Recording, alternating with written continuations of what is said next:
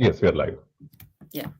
Hello, everyone. Welcome to episode 4 of Conversations with Sam Petrora. So, today we are going to talk about technology revolution. Sir will speak about technology missions, Yeah. and he's the best person to talk about this because he's the founder of Telecom Revolution in India. Who better to speak than Sam, sir? And as you already know, like we had the NASA spacecraft touchdown just a few days ago. So um, so technology is taking us is connecting the world, is making a world a smaller place, and we need to address this issue more and more. And the more nations develop technology, the more it's a revolution for the humanity as well.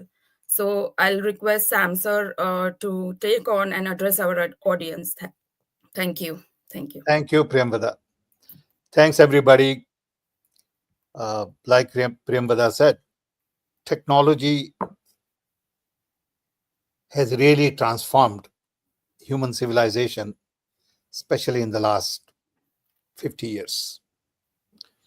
After the invention of transistor, the communication, computer, education, health, governance, everything got affected. Internet really connected all of us in a way no one had ever thought. And now, with AI and all of that, there are a lot of possibilities, and at the same time, there are a lot of concerns. What does it mean to human civilization? Now that we are all connected, all 8 billion people are connected, how do we use this connectivity to take human civilization to the next level? I want to talk today more about technology missions that we had in India, which not many young people know about. So recently, just I believe last week, I got an email from a French person. I sent that to Pendra, and this person said, I did my PhD thesis in France on India's technology missions. And I was intrigued. And he said, I've been looking for you for 30 years. Finally, I got connected to you. Will you call me? So I called him. I spoke to him. And I felt that it is important for me to talk to young people who really don't know anything about technology mission as to what was the background. How did it happen? What is technology mission? Why technology mission? This fellow did his PhD thesis because he was intrigued. I know that United Nations did a study on India's technology mission in 88 or 89 and recommended that every country should have a technology mission.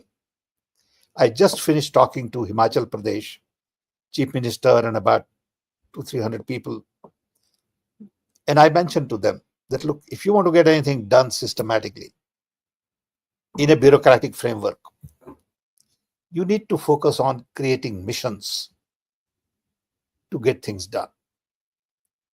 So in Rajiv Gandhi's time, we created several missions. The idea behind mission is to have a very clear objective, missionary people to manage it, and provide organizational architecture, be it transparency, accountability, measurable, deliverable milestones to really get things done. Because the real challenge in India is not ideas. The real challenge is who's going to get it done. Everybody has advice for somebody else. My question to them normally is, what are you going to get done? Don't tell me what I should do. Just focus on what is that you should do. And that's where mission approach comes in handy. So on one hand, you create focused management attention with deliverable, tangible, measurable milestones, with funding, management team, and very clear idea of what the task is.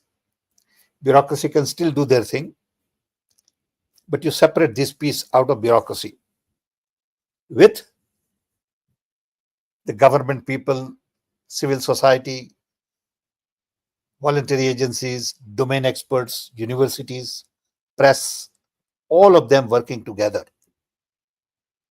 on one fundamental idea. And that is the purpose of that technology mission. For example, we had 6 missions. First one was on drinking water. We wanted to provide rural India with drinking water to 100,000 villages. It was a mission. And the first question was, how do you measure that you have provided drinking water? So I remember going to the first meeting with all the water experts. And I said, do you know how much water cat drinks per day? How much water donkey drinks, cow drinks, camel drinks, dog drinks? And they were all puzzled. They said, "Oh, what are you asking?" I said, if you don't know that, you can't plan requirement for the people. Then we need to know how much we use for cooking, washing, drinking. Then we need to know what is the real problem in water. So in India, we found that we had something called guinea worm. So when women go to fetch water through their open feet, some kind of viral infection starts, which ultimately results in a spaghetti kind of a live entity, which could come from your face, from your finger, from your hand, feet. And normally what you do is you take this pencil and roll that spaghetti and get it out. 39,000 villages in India had guinea worm. So our mission said, not only we will provide drinking water to 100,000 villages, we will eliminate guinea worm from India in 39,000 villages. We will remove excess iron because many part of the country had excess iron, excess fluoride. We'll provide water testing labs, one in every district. So we really came up with specific things that you can measure. Have you eliminated guinea worm? Then you've done your job. Have you created all the testing laboratories? Then you've done your job. How many plants for excess iron removal? How many plants for excess fluoride? How about training on water? No one had thought through like this. And based on that conversation we had for a couple of weeks, we decided to create a document on water mission. Then we had a mission on immunization. And let me tell you, we were surprised to learn that India does not make any vaccines or did not make any vaccine in 1980s. We were the largest market for polio, but we didn't make polio vaccine.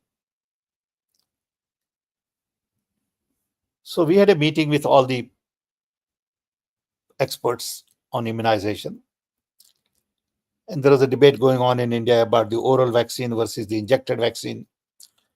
And people were confused.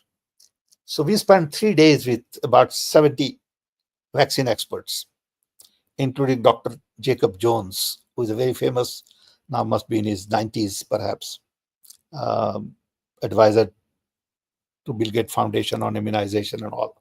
Great person. And through all of these domain experts, we felt that we should make vaccine in India. Everyone said in 1985 that this is crazy. You cannot make vaccine in India. We don't have technology. So I was talking to Rajiv one day, and Rajiv said, Sam, how much it would cost to make vaccine? I said 300 crore. In those days, it was like $300 million. It was 10 rupees to a dollar. So he said, let's do it. If we are the largest market, we should be the largest manufacturer. This was about 35, 40 years ago. Today, we are the largest producer of vaccine in India, in the world. Sorry. India is the largest producer of vaccine in the world. We have eradicated polio completely, but it took 35 years. It happened because of technology mission on immunization. People don't know these things. Nobody talks about it because we were not there looking for publicity then. It was not important to teach and all that in those days. It didn't exist. Then we had a mission on literacy. Literacy rate at that time was about 35%. Now it is almost 85%, which is, pretty close to what we would want. Okay. In literacy, people said, where is technology? So we figured out that we were making blackboards using wood all over the country, millions of blackboards with wood. So we went to IPCL and said, can you make a plastic blackboard so we don't cut enough wood? We want chalk that is dust proof so it doesn't squeak. We want solar lanterns so people in villages can study at night. And we created 2 million volunteers on literacy. Ordinary people living in villages. I remember one lady in Rajasthan, she had passed matric, that is high school, and she was the only lady in that village who had any school education. Her mother-in-law will not allow her to go out. And in literacy mission, she found a mission to teach children of the village how to read, write, and math and all. Today, literacy rate is almost what we expected, but it took a long time. Then we had a mission on oilseeds. We were importing $1 billion worth of edible oil in those days. And there was no reason for us. So we then started introducing mustard oil, soybean, sunflower. And we got to a point we stopped importing oil at one point in time. And in there, we got help from NDDB, that is Dairy Development Board, Dr. Kurian. So the next mission was milk production. Dr. Kurian and I worked together very closely because he was the mission director for the milk production. And we said, we are going to be the largest producer of milk in the world. And we are today largest producer of milk. Again, no one remembers all this. No one talks about it. And then even Prime Minister of India would go and say, oh, nothing got done in 70 years. How ignorant you could be. In dairy, we got so many things done. Okay. Kurian was an institution. A great man. He mobilized all the cooperatives, and his model was very different. He was not creating multimillionaires in the process. He was really distributing wealth equitably to large number of people through cooperatives. Then there was a mission on telecom. As you know, at that point in time, we had 2 million phones. We didn't produce even a telephone instrument in India. So we started manufacturing locally, telephone instrument, PABX, telephone switches, transmission gear. Today we have 1.5 billion phones. Unfortunately, we don't produce too much hardware. And at the same time, we build software industry then. So today we have $200 billion a year software business. All of these things were done as part of technology mission. We were also trying to design 3 other missions. One was on environment. We spent a year or so, but we couldn't convince everybody to do a mission on environment. Mr. Seshan, T.N. Seshan, was the Secretary of Environment then. Then we wanted to create a mission on housing, and we wanted to create a mission on flood and drought. So our idea was to create about 10 missions. We created 6. Other 3 just didn't get implemented. And unfortunately, Rajiv Gandhi got killed, lost election, and after that, missions died. Because for mission, you need missionaries. And when Rajiv Gandhi died, new government, like everywhere else, decided that this program will not be followed because it was Rajiv Gandhi's program. And we lost that initiative. So when I was talking to Himachal today, I said, look, what Himachal needs is 10 missions. If you don't create missions, you will not have focus, will not have dedicated resources, dedicated budget, while everything is going on as it is. So missions first require missionary zeal, then require political will, clarity of the purpose, dedicated resources, public-private partnership, decentralization, so the mission can be also implemented at state level. So you cannot have a water mission at a center in Delhi, but we had to have a water mission in every state. We had to have literacy mission in every state because every state has different language. So decentralization became a very important part of technology mission. Some people say, what is technology in it? I think technology was an entry point to bring about generational change.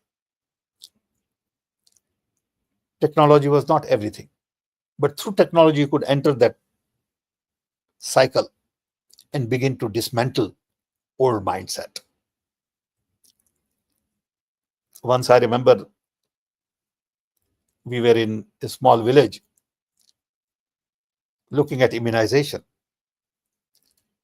And it turns out that when they register children for immunization, they want father's name. In that village, women will not give their husband's name. And the government will not recognize mother as a guardian. Can you believe that? We had to fight like hell with the system, saying, hey, if mother comes to get immunization, she should be recognized. So we had to make a column on mother. Then we found out that there are almost 300 to 400 forms on immunization in the country to be filled. So we had one young guy called Dr. Kumar, PhD. So I called Dr. Kumar once and I said, Kumar, take all these 300 forms and come back with 10 forms for me. I want to consolidate all these forms. And poor guy worked for a month and came back and he said, sir, I'm so sorry. I said, what happened? He said, I can't do 10, but I can do 12. I said, great. To come from 300 to 12 is phenomenal. So we had to reprocess, re-engineer forms and data and all that. In the process with Korean, I got involved on land records.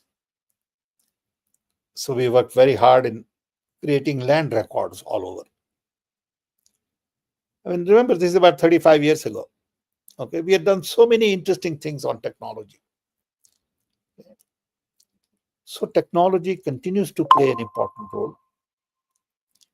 But unless and until there is a mission, technology remains as a tool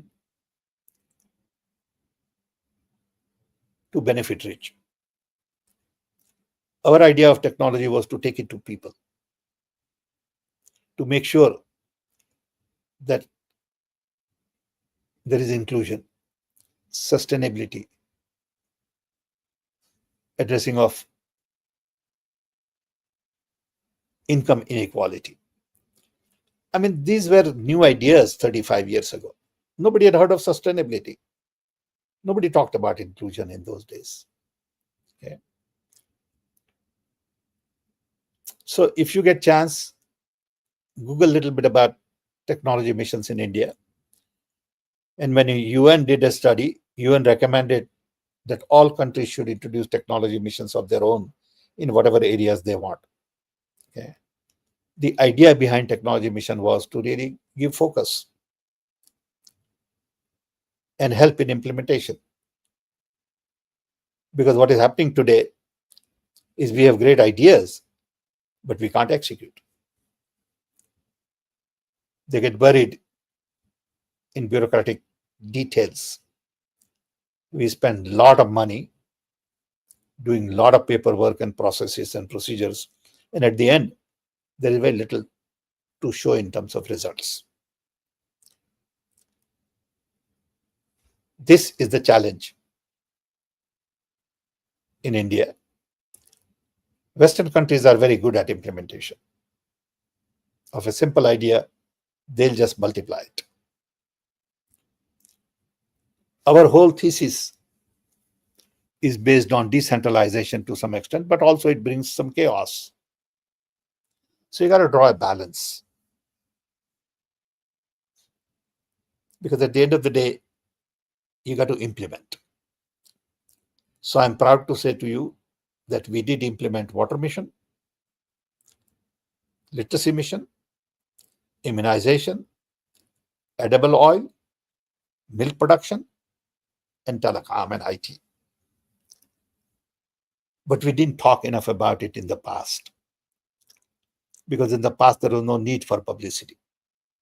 Our work spoke on its own. Today, publicity is everything. You do one little thing and you just tweet all over, and then everybody gets excited and everybody else tweets and looks like, oh, you've done something wonderful. So technology missions are an important part of getting things done. Every country, every state, and according to me, every district should have their own technology missions, whatever those are, because every district is different. Every state is different. And their needs are different. But the key is to really bring in outside talent beside government officers through domain experts, board members, advisors, people from different state, people from different country. We used to invite people from all over the world to come and talk to us on immunization and all that. And in the process, we learned. In the process, we expedited development.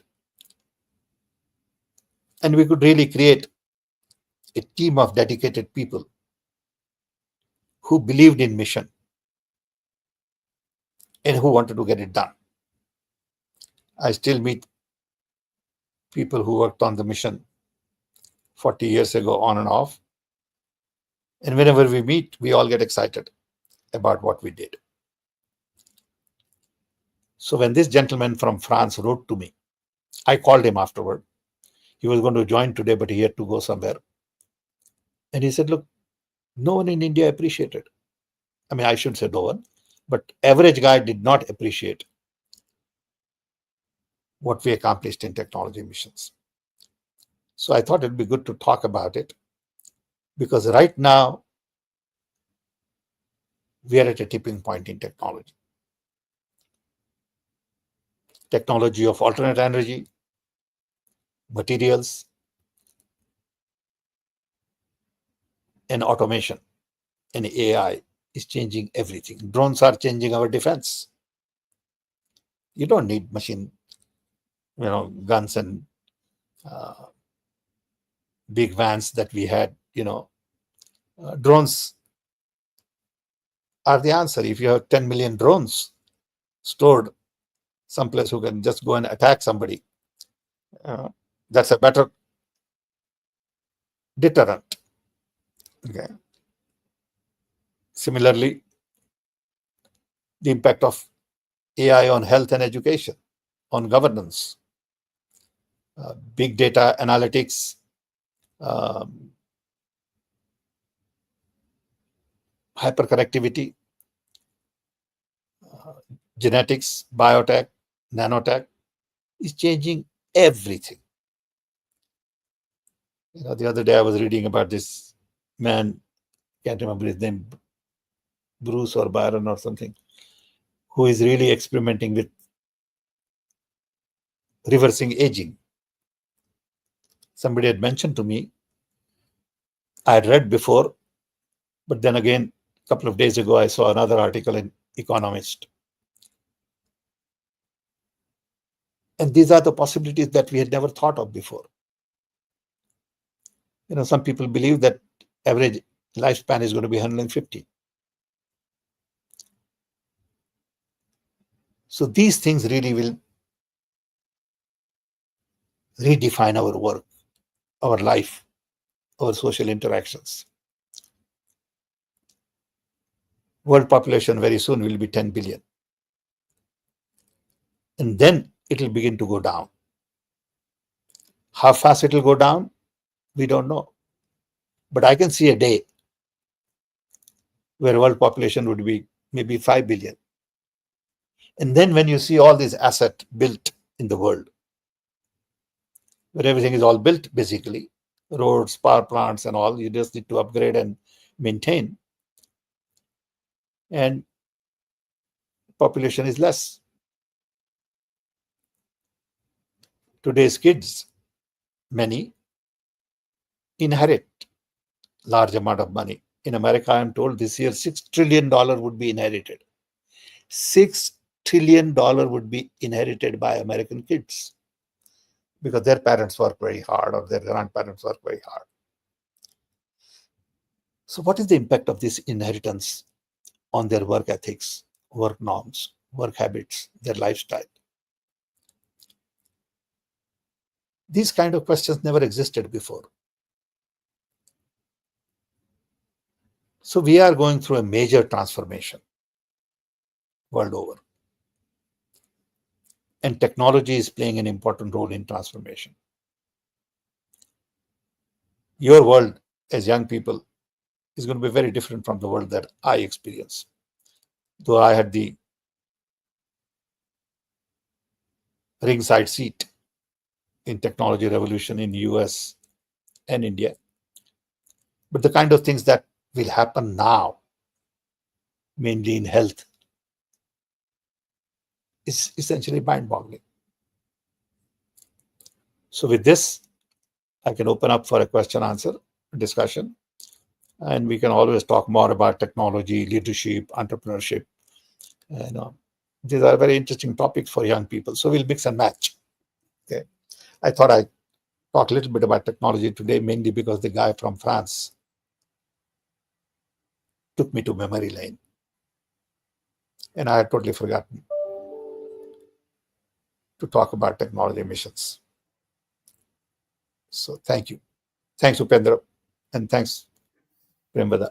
Uh, Thank you, sir. Just to continue with where you left, you said we have like the AI is now taking over with drone technology as well. So, How do you think, is there a renewed technology mission required, like approach required to handle today's challenges about, AI regulation or climate change? I think so. If I was there today, I would have a mission, technology mission on AI in India. And it is not about just copying what Western world is doing. It is about what does India need for AI, how India is going to be affected by AI. How do we create data base in all our local languages? Okay. I don't know whether I mentioned this earlier, but Hindi is the third largest language in the world. And on internet, Hindi represents 0.1% of the information. Okay.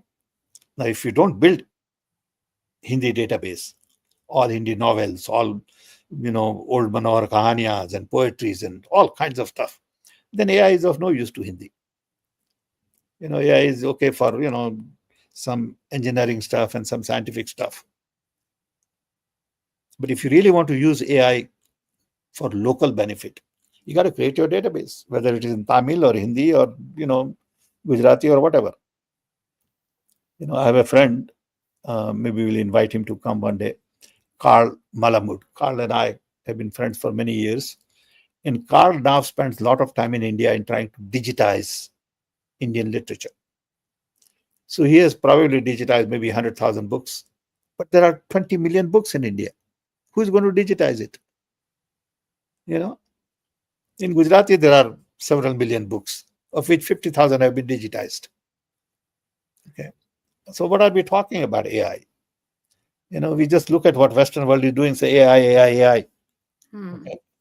But if you don't have local database, it doesn't help. What are you searching? You know. So Yeah, thank you, sir. Sir, another question would be, we saw several revolutions in the past in India, like the Green Revolution, Telecom Revolution, or even the Milk Revolution. Why are we not seeing any, a major revolution? Like currently, we still have water crisis. We still have farmers doing, like, committing suicide, unfortunately. So why? What are we lacking? Why is this intent of the government that is required, as you said earlier, that leadership matters? no, we are not building institutions anymore. Okay, we are not building. Look at CSIR, IITs, IIM, AIMS, space research, atomic energy. Okay, you look at all the institutions we build in our time.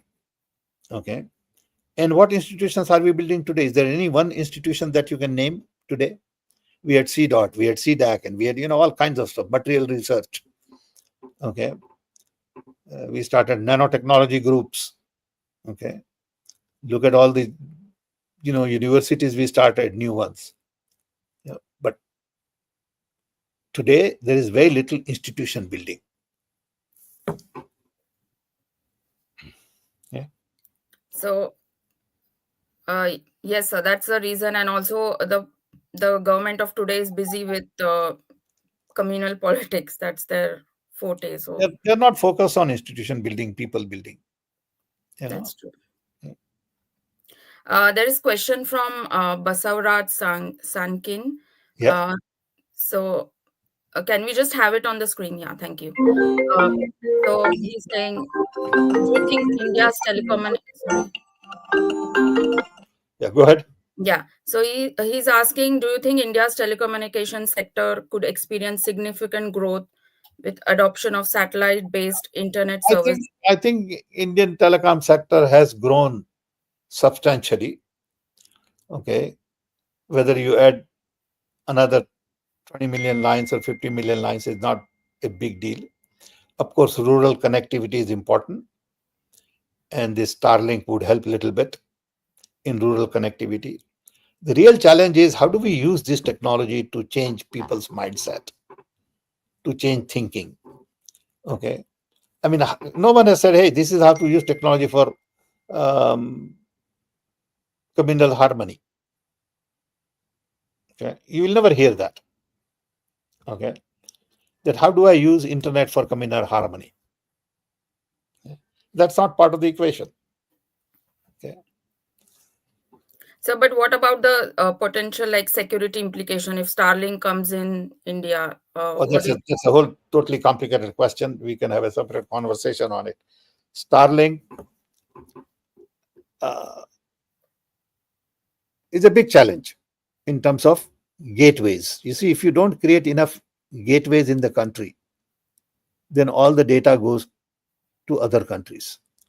We need to create gateways in the country so all the information remain with us. That to me is the biggest thing right now, and nobody's paying much attention to it. Okay, um, Starlink could have positive impact and could also have negative impact. You know, Absolutely, sir. Another question is from Upendra is asking, what advice would you give to young innovators looking to contribute to technology missions? I would say just focus on the problem solving. What problem are you trying to solve, and whose problem you are trying to solve? Are you trying to solve your problem so you can make more money, which is okay, or you are trying to solve the problem of the farmer, of women, of village, of institution, of young? You know, what are you trying to solve? Because technology is all about problem solving. Yeah, whether it is productivity, efficiency, cost reduction, new features, new functionality. You know, you really need to understand how technology is going to solve this particular problem. Yeah. So, and what would be your mission of like technology mission if you were in charge today? What would you you did the telecom revolution? So, what would be on your mind if If I was in charge today, I would have a mission today, not just in India, but world over, to really improve character and value. How do we improve character of people? How do we produce better people? You know, when I watch on TV all these gangsters who are taken to El Salvador, you know, whether they are gangsters or not, I don't know. But the condition in which they were taken, it is disgrace to humanity. Yeah. That healthy people like this, young people, are chained, shaved, and like, animals are shifted from one country to the other. What did go wrong? Where did we go wrong? So I would like a global mission on how to bring values, ethics, morals, character back in the mainstream, yeah, where people respect each other, people work together, accept diversity. You don't want people to be like you all the time. To me, this is a big, big challenge all over. You see what is going on in the world. You know, to me, that's a larger problem. It can be solved, but nobody has addressed yet.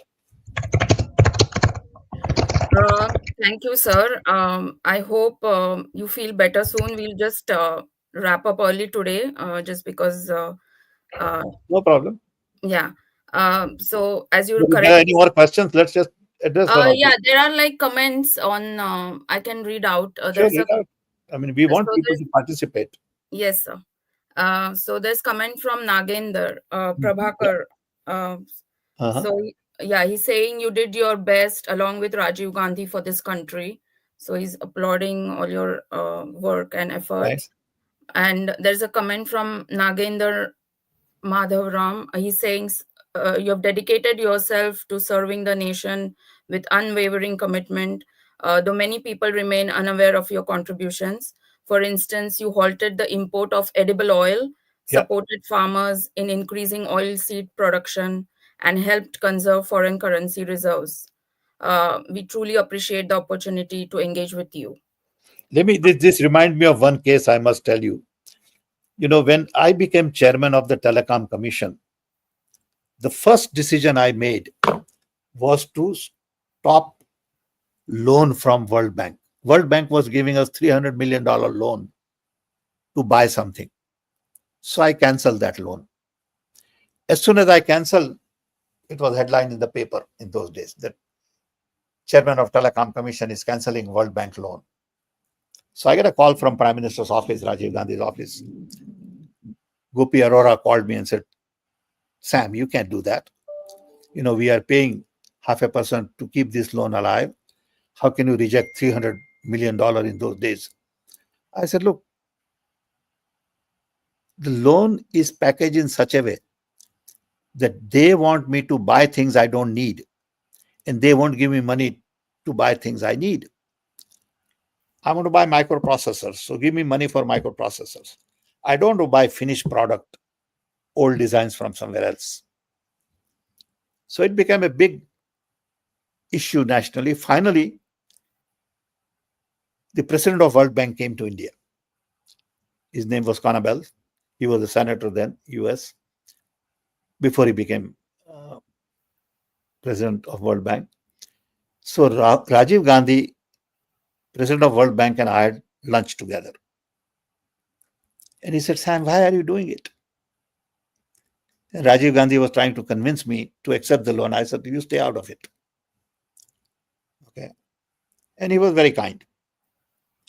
And I said, I need windows and they are giving me shoes. What would I do with it? You want to sell something from one of your big international companies, so you want me to buy, but I don't need it right now. But that's what they do. Okay, so there are lots of things like this we have done, which nobody knows. So how do you, just adding to it, how do you think the leadership then, impacted the technology missions which we had in India? Yeah. Uh, Good. Thank you. Okay, so guys, I got to go because my doctor okay, is yeah, here.